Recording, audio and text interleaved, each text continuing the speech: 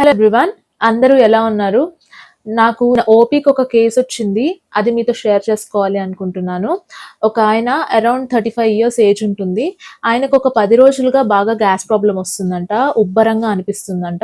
So, ఈ 10 రోజులుగా మరి ఏం చేశారు? ఏం తీసుకున్నారు మెడికేషన్ అని చెప్పి అడిగితే ఆయన ఏమన్నారంటే, నేను ప్రాబ్లమ్ వచ్చినప్పుడల్లా రోజుకు 2 సార్లన్నా సోడా తాగేశాను. దానివల్ల గ్యాస్ క్లియర్ అయిపోయింది అని చెప్పి అన్నారు.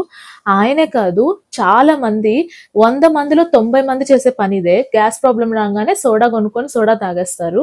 దీనివల్ల ఏం జరుగుతుందంటే, మీరు తాగిన సోడాలోంచి కొంత గ్యాస్ బయటకొచ్చేస్తుంది. అది కార్బోనేటెడ్ బెవరేజ్ కాబట్టి కొంత గ్యాస్ రిలీజ్ చేస్తుంది.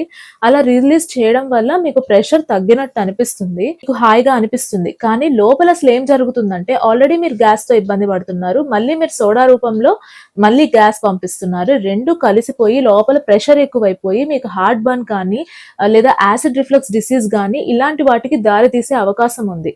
సో, మీరు ఎప్పుడు ఇలాంటివి చేయొద్దు. సోడా తాగడమే కాదు, నిమ్మరసము, ఆరెంజెస్, చింతపండు, పులిహోర ఇలా పుల్లగా ఉండేవి ఏవైనా సరే గ్యాస్ ప్రాబ్లంతో ఉన్నప్పుడు తీసుకోవద్దు.